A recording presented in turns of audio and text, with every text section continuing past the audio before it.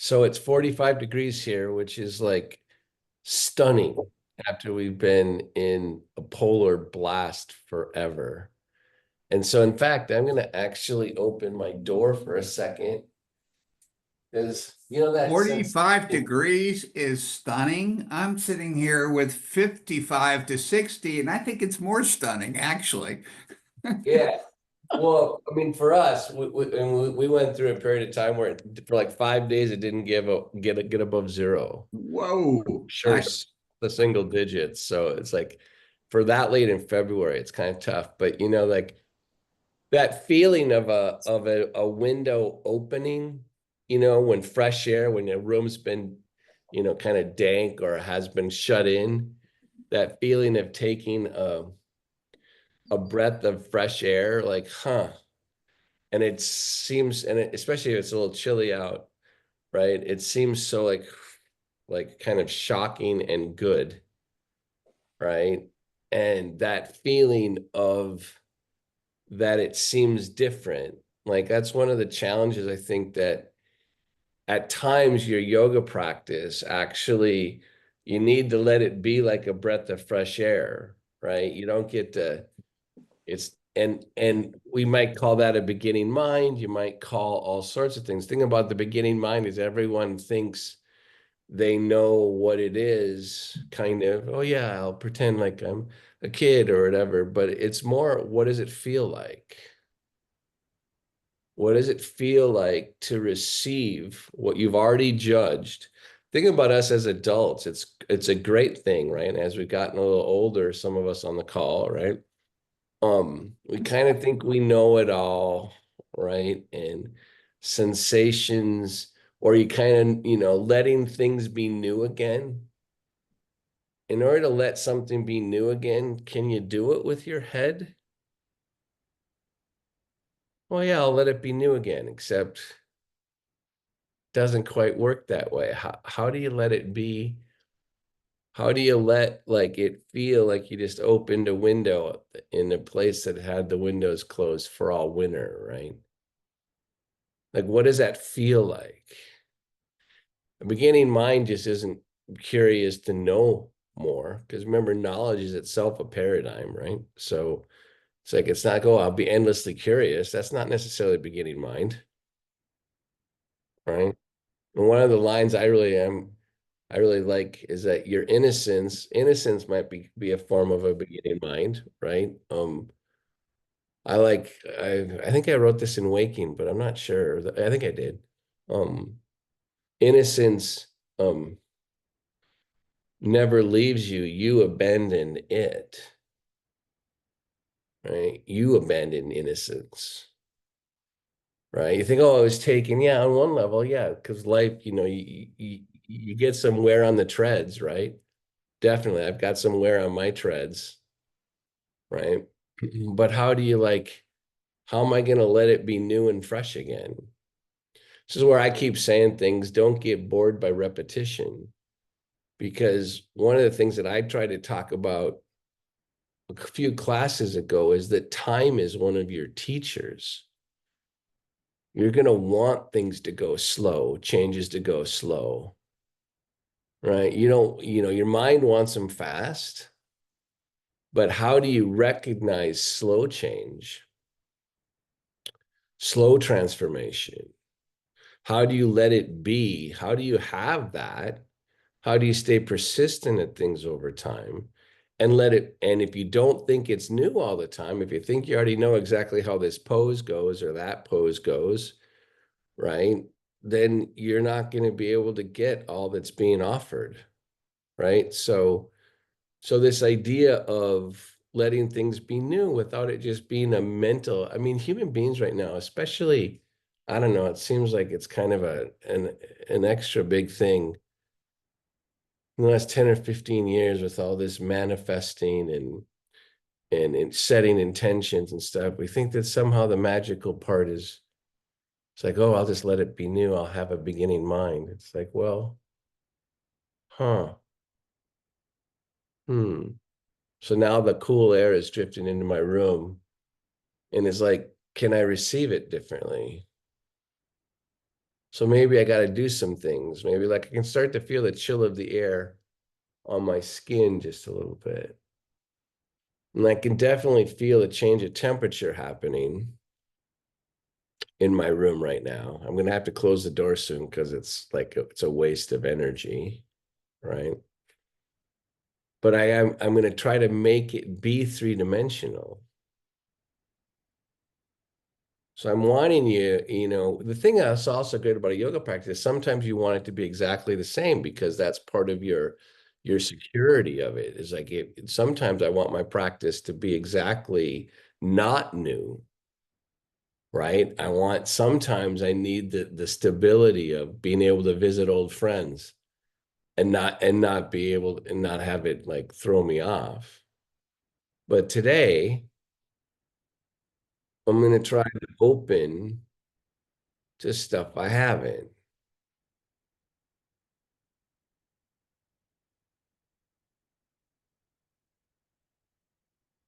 I think it's when we talk about young kids as like blank slates, right? Ready to be impressed. There's truth to that, but I think it also misses the point of how beautiful a little kid is. It's a very rare state to be open like that. So how would you do it when you've got a little wear on your tread, right? So start to feel your body more. So there's a place where usually we go into centering and find that old friend of quiet. For sure. Do that. That's part of letting things be new. Let it be beginning again. Remember, for the last few weeks, I've been talking every once in a while about that line from when the gospel according to Thomas, when the disciples asked Jesus, like, what's the end gonna be like? What's the next coming? And apparently Jesus replies, so you know the beginning such that you worry about the end, right? When he says something like know the beginning, then you don't have to worry so much about the end. We're so fascinated with endings. We look past beginnings because we think they're in the past. I don't know. Except you soften the inside of your mouth, the skin on your face, forehead, around the temples.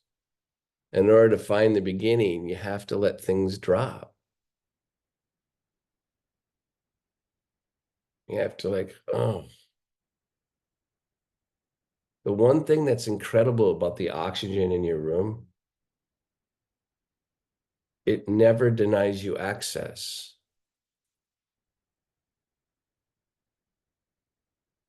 It's a giver. The earth's a giver. So feel your feet on the floor, your sitting bones. Feel where your rib cage is. Use your breath to let your fingers of your spine. I love that image. I love thinking that my spine is caressing and cradling my breath. So easy to overlook because I take it for granted. Not right now. And by the way, your ribs were cradling and caressing your breath in every moment since you've been a body. You just forget to notice. There's actually splendor everywhere. Your mind just kind of takes it for granted. So as you're letting things drop and paying attention to your exhale and softening the organs of perception, of course, your body allows you to spark towards life. So just very gently lift your chest. So in the midst of the pond getting more still, you get to bring life to the party. And it comes up through your spine. And then so you hit down through your spines, go up, and then you also get to broaden into space. You get to feel like broaden across your collarbones and across your sacrum and feel your feet into the floor, and you get to take up dimension in space. And it's incredibly powerful, actually. Keep your head balanced over your neck. So what I like right now is the cool air in my room is letting me feel my ears, because I can feel the cold air on the skin on the outside of my ears. Right? So I'm letting more happen now. Stuff that was always already happening. I just wasn't being a receptor because I thought I knew better.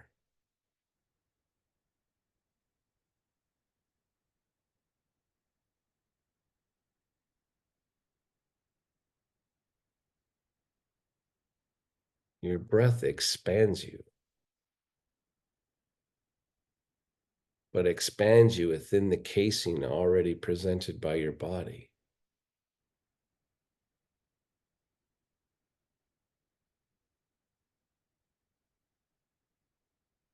As you're expanding, you're pulling in from the universe, from what's outside of you, and you're using it to expand. So as your rib cage expands, become more aware of going down to your sitting bones, from inner groin to inner knee to inner heel. But when you do that, keep your neck and head balanced over your torso.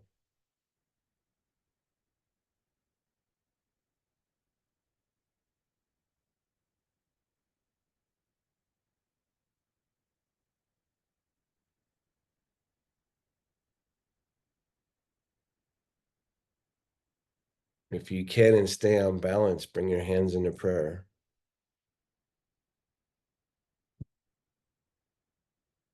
Oh, there's a center now. I can feel it even better.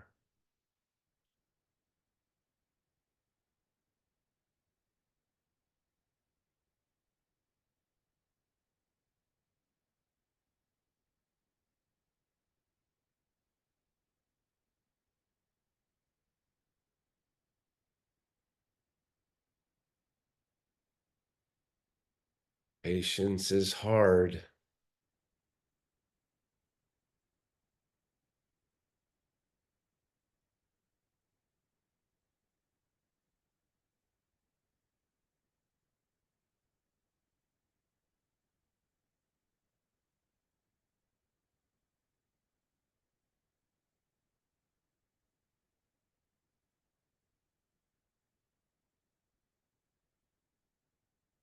As you exhale from the back ribs forward, be grateful as your chest rises.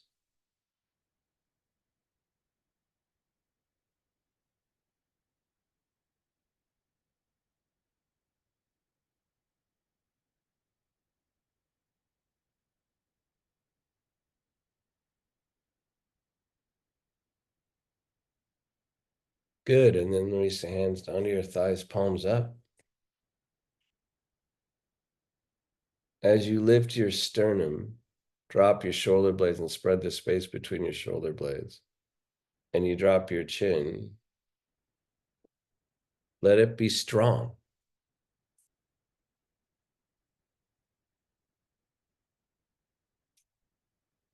Feel the encasing of your rib cage even more. Notice the relationship when your sternum is more directly lifted like that between how your breath goes into the stability of your rib cage.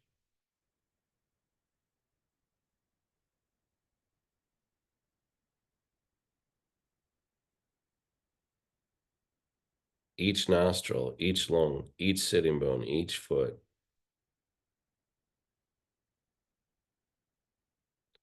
Let the air around you touch you.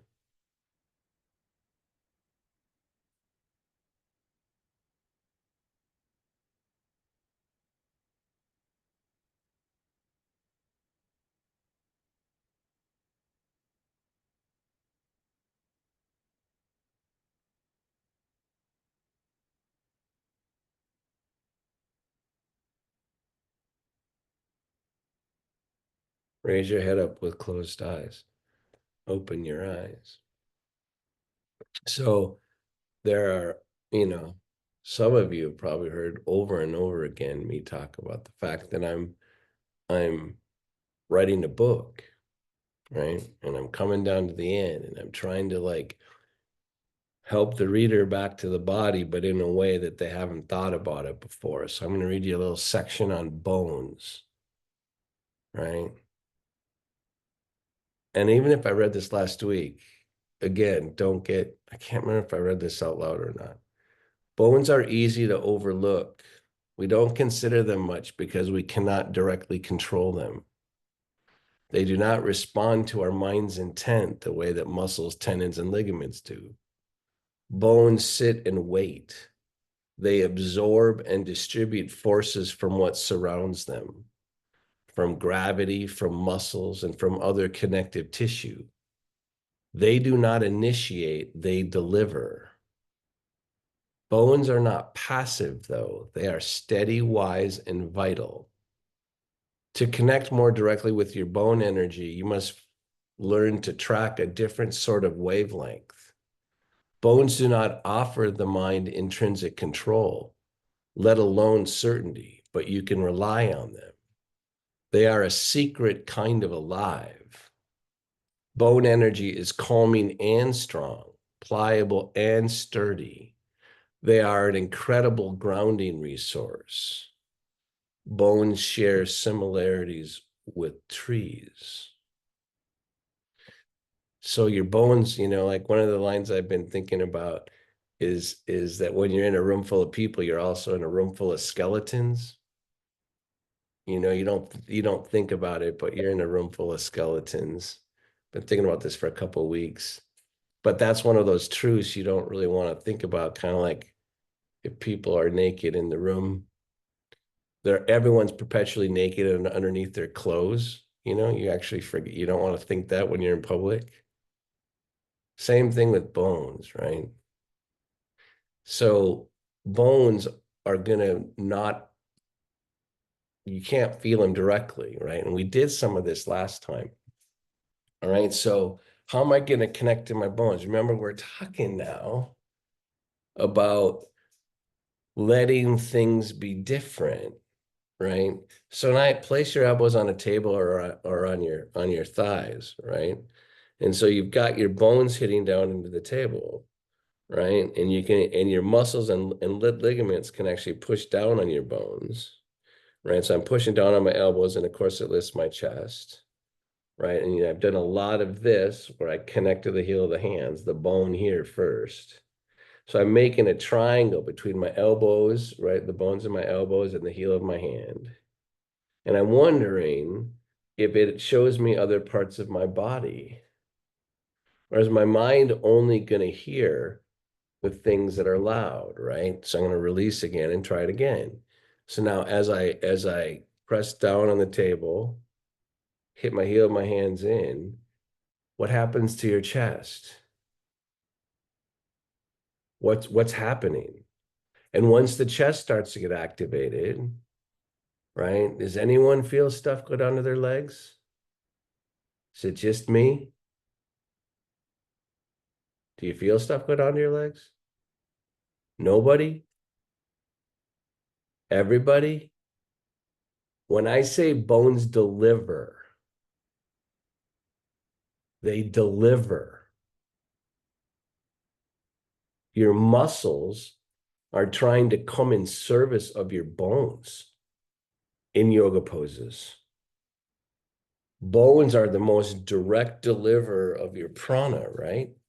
So now let's try to figure out again, we're trying to disconnect the bones just for a second. Right? So you're gonna back up stuff we do all the time, right? We're gonna back up and I have you press on, remember, there are different parts of your spine. So we use bones to find this part of the spine.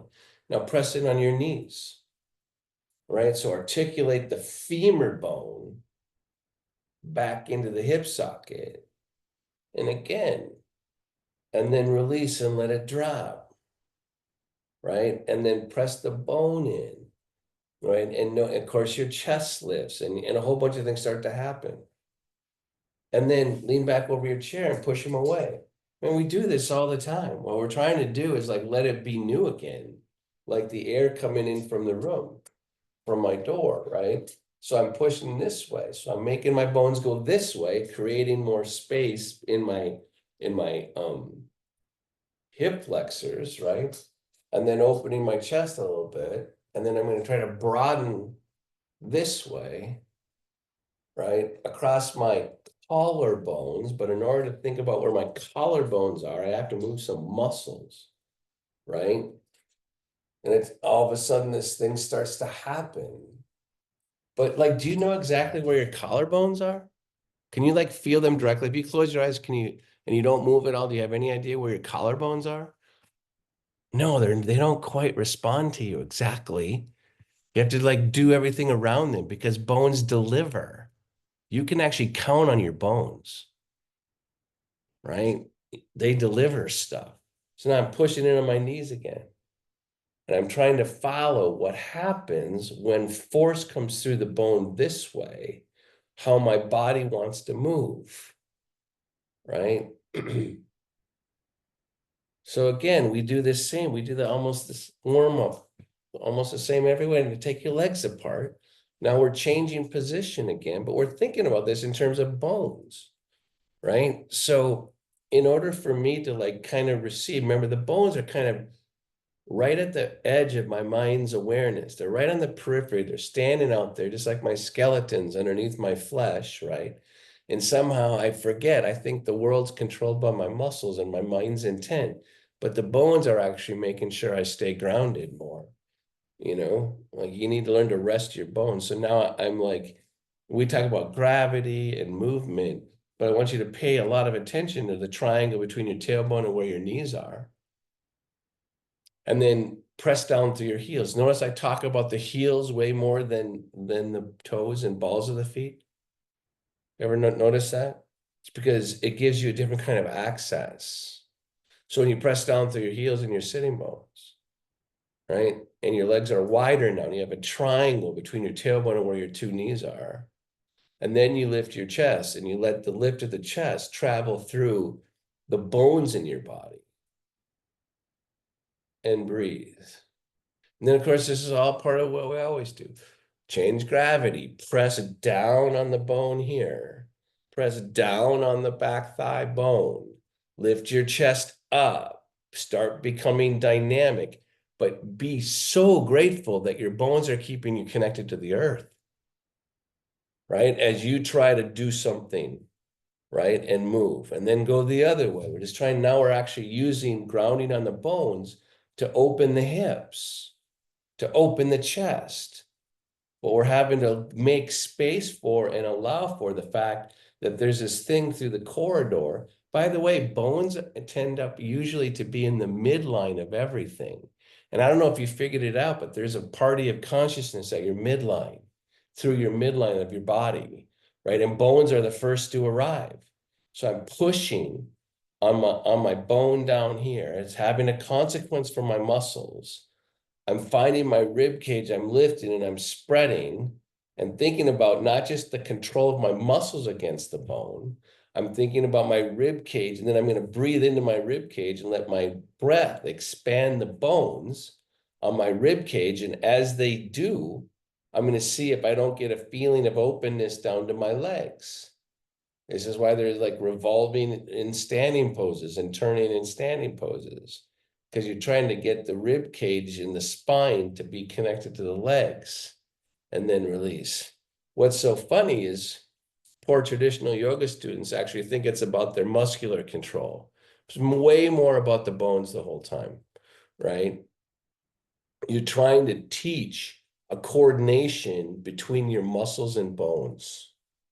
So now you're going to go this way. And of course, some of you already did this because you want to be in more space, because that's like feeling a breath of fresh air, right? In the room, right? If you just stay here, it seems like the room is more dank. If you open it up and expand, right? But remember, keep your bones keeping you here as you aspire with your will and intent.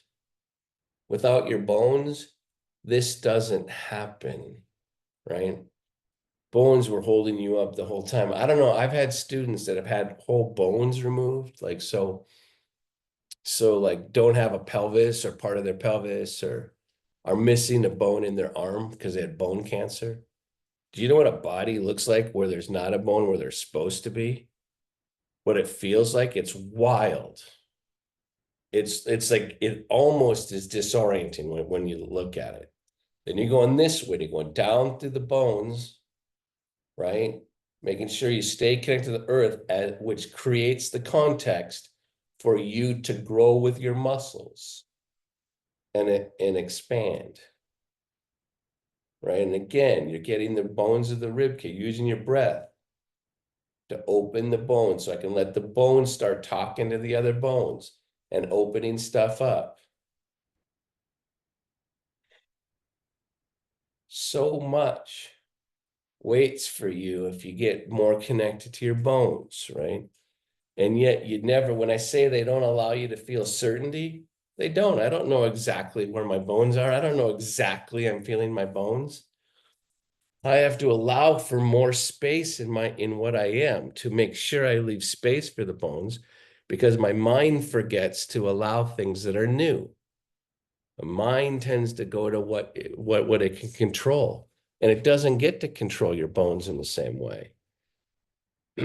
All right, so lift up again.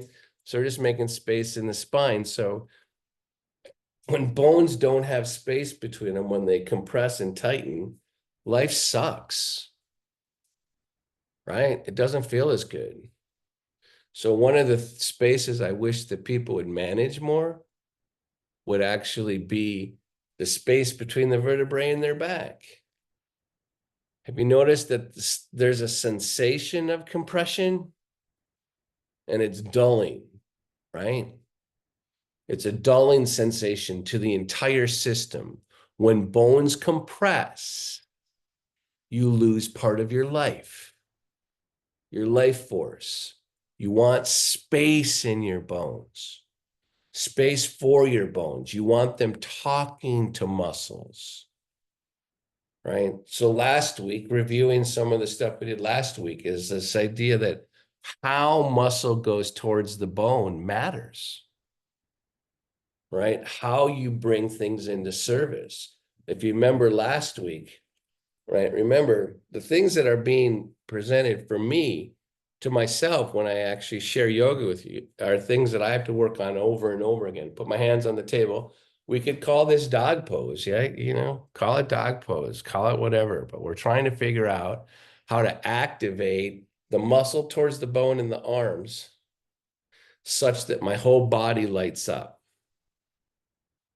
right? Now, before I do this, in fact, I want you to back up for a second, because once you start to move energy from the bones in the arm, from the activation of the arms towards the legs, it's easy for to get that the legs are having sensation too, for me, because I'm paralyzed, right? So before I do this dog pose, I want you to back up and push your femur bone in into your hip socket again. So when you start to really activate energy from your arms to your legs, your brain is marked or is taking note of what it feels like for energy to come this way, right? So I push my femur bone into my hip socket and I receive the consequence and I make that empty space in my mind. The emptiness is the potential in your mind. Emptiness is a precondition of a beginning mind, right? Let it be empty and alive, though, not just empty and deadening. You need your beginning mind to be alive, right? So I'm letting the place where bones are, you gotta like let your bones be alive. So I'm pushing in on my femur bones again and watching the movement and how it affects my whole system because I'm finally listening to what's happening. I'm not just being fascinated by what I can control. I'm letting my bones like start to affect my brain and then my mind, right? So I'm going back and forth because I want this feeling of what happens this way, because now I'm going to start exploring the other way. but I want to use the fact that I have memory and can bring sensations from the past into a yoga pose in the present, right? So I'm keeping that feeling of grounding of my bones in my legs. My hands go on the table. Now, how the muscle goes towards the bone is actually going to remarkably ignite more of your nervous system. Remember last week, we did it wrong at first. We just like if you press just really hard down and you make your muscles go towards the bone, right? When you do that, can you, and then realize, I don't want you to do it too long because we're set up something else nice. But when you press too hard down, do you notice that the ligaments and tendons around your joints over grip? When you go down too hard, right? You're going to fatigue around the elbows. You're going to fatigue around the connective tissue, around the places that are asking to go like this, as opposed to being conduits, right? So when you hit just straight down and do it with your will, and you like almost clench your teeth, notice when you work really hard with your will, you also clench your bones together in your jaw, right? And then your neck holds like too static, right? So that's a type of working the muscle towards the bone that does not reveal as much. It just responds to your mind's intent. But a yoga pose is going to try to get your muscles to actually respond to your in a way that allows them to feed the river of your bones, because your bones are being a more direct manifestation of the universe than your intent, right? So now you're going to go, remember, and there's all the thing I love about yoga is the whole bunch of people have figured shit out before you. You don't have to figure everything out, right? So your hands are on the table and it seems so simple. These are instructions you do all the time. Press down through your index mound, lengthen your bicep and rotate it up. So when you can get your forearm moving diagonally towards the index mound and you separate that from this going this way up, right? Then you are lengthening. Can you feel your arms lengthen towards the bone? Nod your head if you can feel what I'm talking about, right? Can you see how that lifts your chest? Can you see how that opens to your legs? Oh my God, it's a freaking miracle. And then I could do the wrong thing and then release again. I could do the wrong thing again and squeeze too hard. Don't do that. But you can visit it in your head and go like, wow, it matters how my muscles join, right? Do it again, do it better. So you're going to hear all these instructions are trying to get you to realize. So when you do that, the thing I did about the arms and how the muscle comes to bone and somehow it ignites the entire body, right?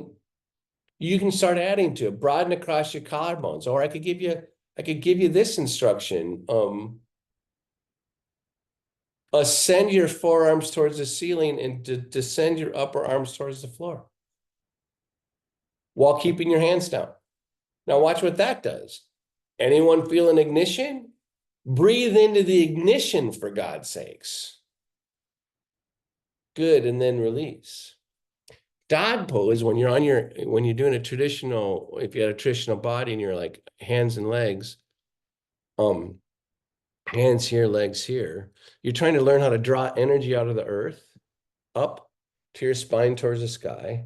And when you ground down through your legs this way, you're actually doing that to make the laser beam up towards the sky stronger. So the leg part is actually trying to clarify the energy going up, right? It's not trying to like make the energy go like this. The work in the legs meets the work in the arms, and it's supposed to spark at the apex, and you're supposed to enter the world more. So we're not in that position, but that's why I want you're in dog pose, right? I want you to find where your tailbone is, which would be facing upward if you and I were in a traditional body, right? Right. And I want the work in my arms, right, to ignite my sense in my legs. And I want to remember. So I'm going to remind myself quick. I'm going to put my hands into my femur bones this way, right, into my knees. So I remember the energy coming from the earth. I'm going to go remember that imprint. I'm going to go this way. And I'm going to have the two meet at my tailbone. So the imprint of the energy of my femur bone articulating to my hip socket meets the work in my arms, which actually makes me smile because I naturally want to broaden across my collarbone. I want to lift my sternum a little bit. And I want to feel where my heels are because somebody showed you how this all went, showed me too. The yogis figured this stuff out. And then they breathe and add even to the party as the rib cage expands.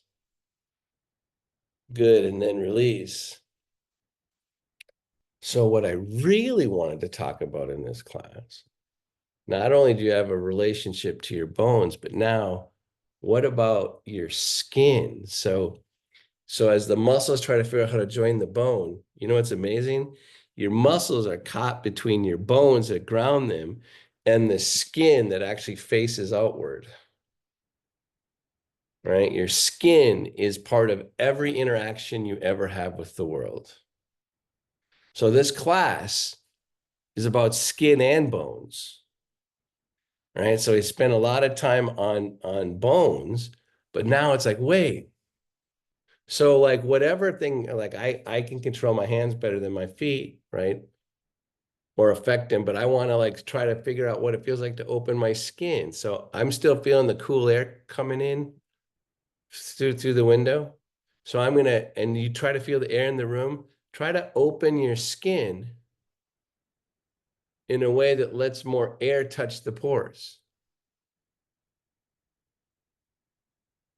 But pause enough to let your skin have voice, right? So like, and it's hard, like if your muscles are constantly firing, for example, it's going to be harder. Peter, I'm talking to you, all right? Right? It's going to be harder for you to find where your skin is. So how do you find where your skin? Well, you probably pull back from your maximum will and effort. But now it's easier for me to first connect here, but can you feel the skin on the back of your hand? Like let the air touch the back, right? So I'm trying to feel the skin opening. Think about your skin as eyeballs looking out into the world, right?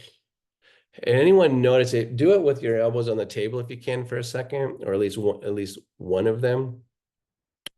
Does anyone notice when you start to open the skin, trying to feel the air around you, does anyone notice you take a little bit more weight into the bones of your elbows? You naturally start to ground. So just by actually paying attention to the skin, yoga starts happening. It's effing miraculous. Let it be new. You have an outward facing organ, your skin, that's going to mediate every interaction. Sound waves, light waves, every interaction is coming through your skin before it comes into you. And your skin takes in and it emotes. Like if you've ate too much garlic, it's going to come through your skin. It's going to push it out the other way. It turns out that your skin is this miraculous two-way street, and it's your biggest organ of your entire body, right? It is involved in everything. And we don't think about it. So what's wild to me is B.K.S. Iyengar teaches so much of the subtlety of asana through skin, not through muscular action as much. So for everyone right now, like I can't do it physically, but have your feet on the floor, and I'm going to try to do it anyway, and it's going to affect a whole bunch of things. It turns out to move your skin, your muscles have to actually work really hard, but they don't get to work directly. So how do you broaden the skin on the base of your heels? Try it. Now, I can't physically do it, and I'm still trying to do it, and something happens to me. For me, like for those of you that can flex your legs, it's going to make your muscle go towards the bone of your bones in your legs, right? It's going to make you activate muscular action in order to move your skin, right? So now I want you to try to move the skin, broaden the skin across your collarbones. So notice you can't go right to your lift and your will. You have to go like, wait, how do I move my skin? So B.K.S. Iyengar says this wild thing, all intelligence enters the poses through the skin. So if I just go to crank my and use my muscles too fast, I can totally move my collarbones. There we go. Right? But if I have to move the skin before I just move the muscle, all of a sudden my muscles have to go in service of something more subtle. Move the space or the skin between the shoulder blades. Let's do it like it's a willful act. Let's just pinch your shoulder blades together and drop them down. You can do that. It's a great way to begin when you first learn how to lift your chest. Now I want you to actually be more supple, move the space and the skin between the shoulder blades, broaden it as you drop your shoulder blades. So leave the space for the skin as part of the happening. B.K.S. is calling that energy intelligence. Interesting. So when you broaden across the skin, right? So put your hands on your legs or on your table, your forearms again. And you try to broaden across the skin between the shoulder blades. Does anyone ground the bones into the table a little bit more, into your thighs more? Yes. Oh my God, it was always about your skin and your bones. By actually paying attention to your skin and the bones, your muscles have to be way smarter. They have to actually act with intelligence, and your mind's will has to be tempered. It has to be more balanced. Turns out your mind makes you less conscious when you're doing asana. Breathe.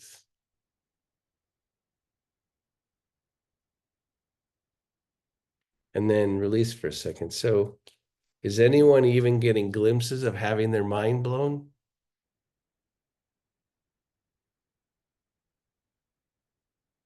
Beginning mind. It's freaking miraculous to be in a body.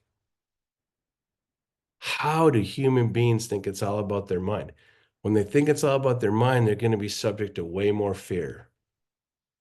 Allah, look at the state of everything. Right? We're out of our bodies. We're not very nice to each other when we're out of our bodies. I don't know if you've noticed, right? So you got skin and bones, right? Inhale up. So now, of course, my muscle goes towards the bone. And I've been telling you things like drop the shoulder blade and open the palm because I'm trying to get skin, but I want you to stay connected to your sitting bones. Can you feel the skin on your ribs over there? Yeah, make sure you can still feel the skin on the other side. So I'm trying to be skin and bones here and muscle because exhale and revolve, your muscles have to learn to turn inward towards the earth through the bones, like the other arm behind you. Stretch the skin here to open it up. Use your outside of your arm bone against the bone in your knee or your leg. Broaden the skin between the shoulder blades, broaden across the chest, hit down, activate your abdomen muscles through the bone, lift up, exhale, and revolve. And oh my God, I want to remember to feel the cool air in the room that's from the door open. So I want my skin and my bones and my muscles to be doing this pose. Good. And then come on back to center.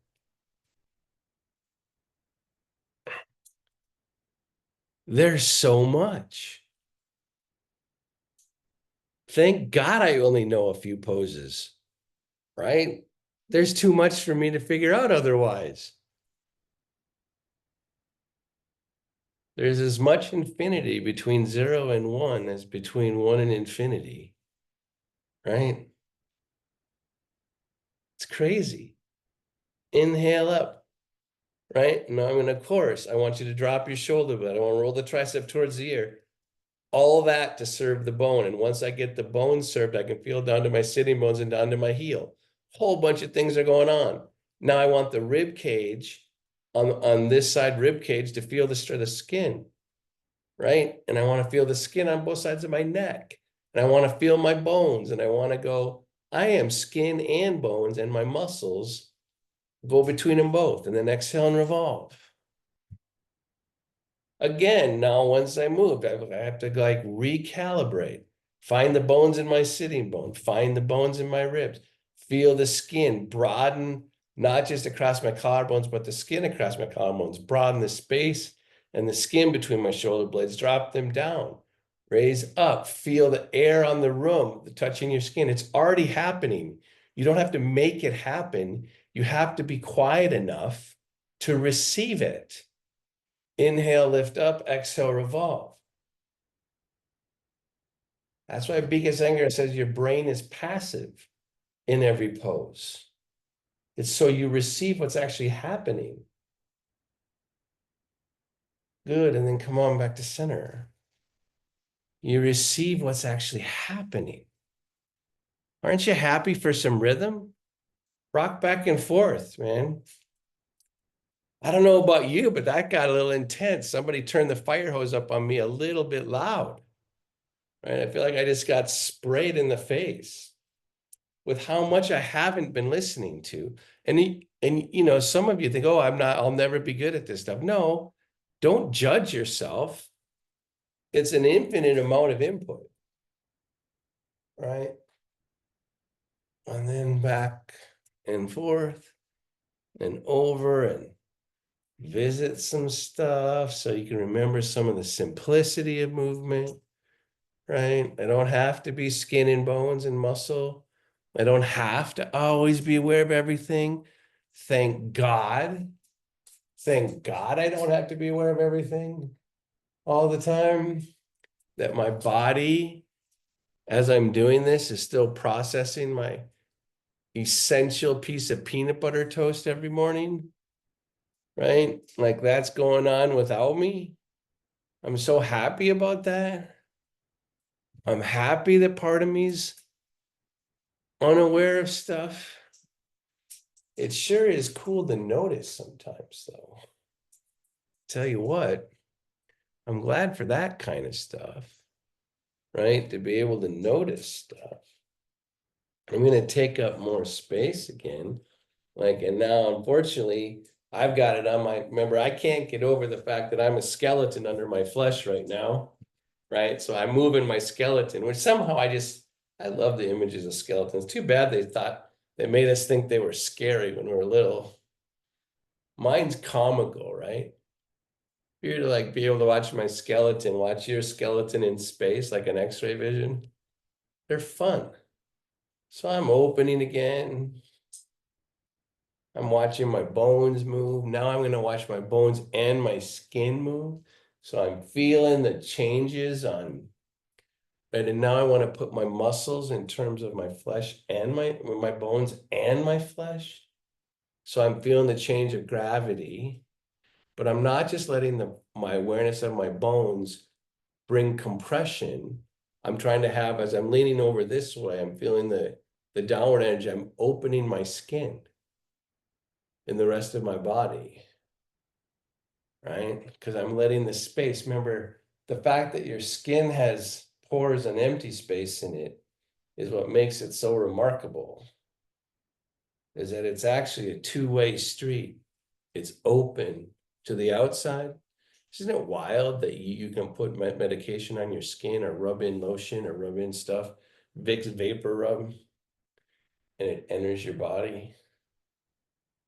And then garlic comes out through your skin. It's freaking great. So I'm trying to like move here and let my bones and my skin, right, be part of the movement.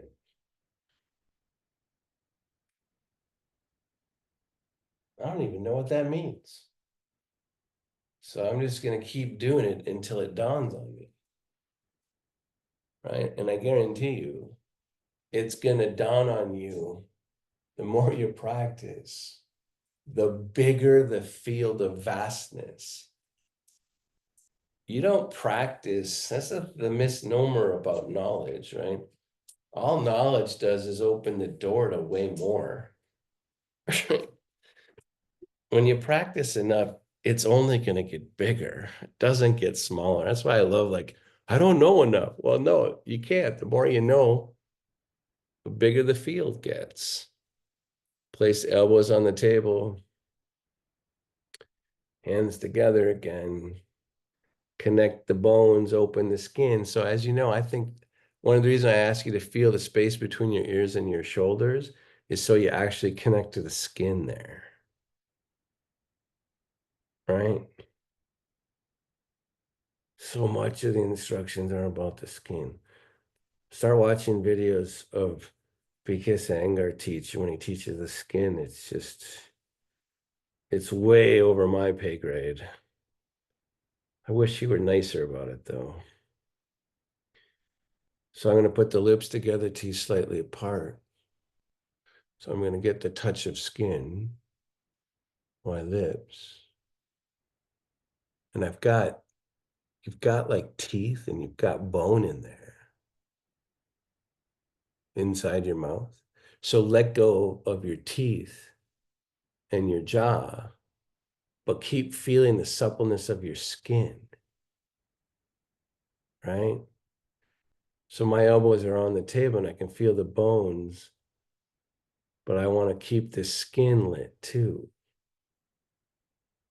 And when I keep the skin lit, I can't help but have the outside of my mouth go up towards my ears because I'm really glad I have skin, that I'm not just relegated to bones. And I'm really glad I have bones. And I'm glad my muscles go in service between the two.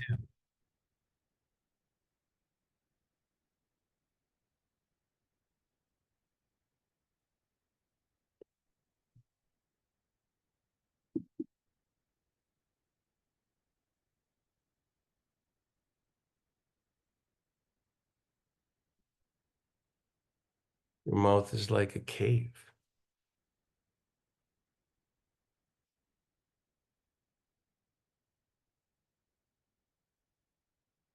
Your skin is smiling,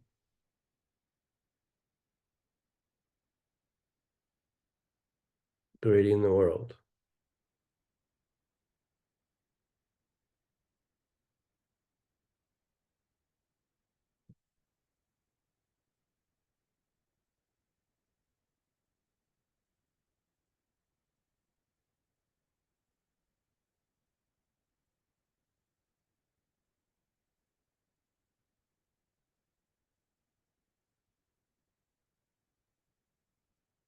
This isn't Shavasana yet.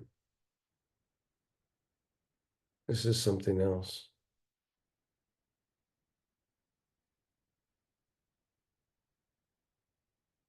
Make whatever micro adjustments you can to make you feel skin and bones, and that your will travels between the two through the muscles.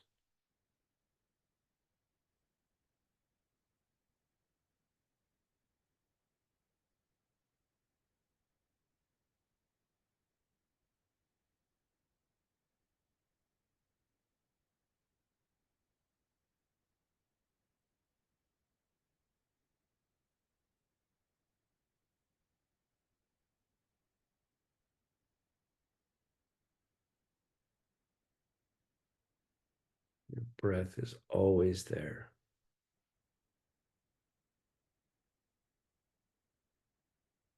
guaranteeing you movement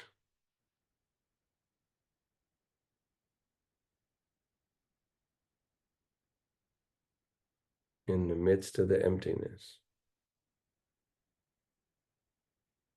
the stillness.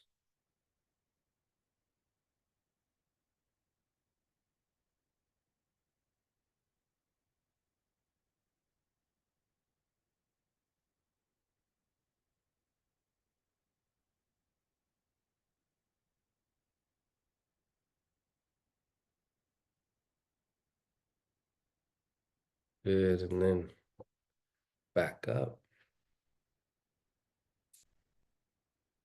So we're going to let the chair hold you up or the table in front of you, whatever you do in a second. So there's in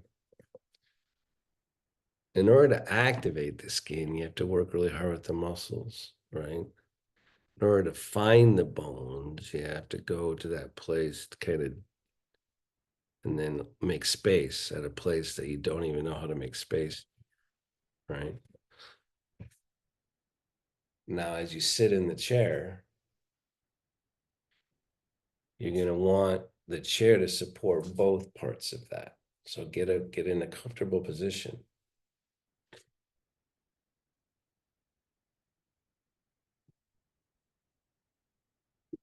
The brain has to be softened to receive the support. You're falling inward. So you're not following your skin as much. The skin holds vigil with the outside world.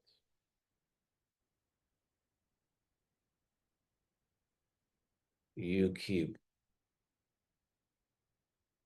falling into support.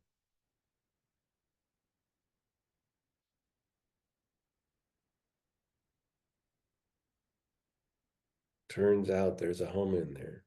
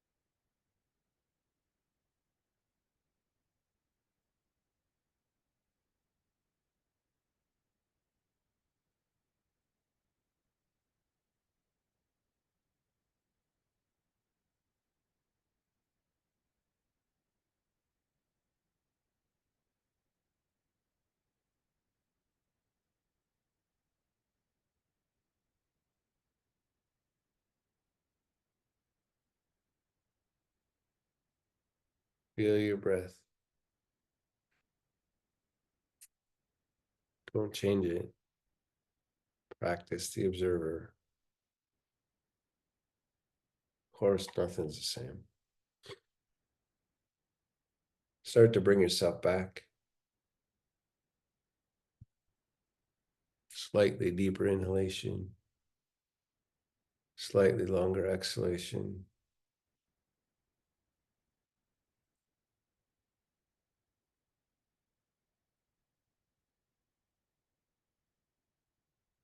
So a lot of times I try to feel like when I open my eyes, I'm opening my skin,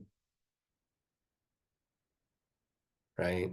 So when you're about to let the light in, see if you can open your skin as you open your eyes.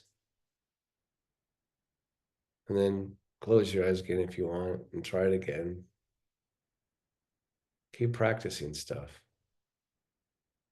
Keep learning to bring your whole being into a single action,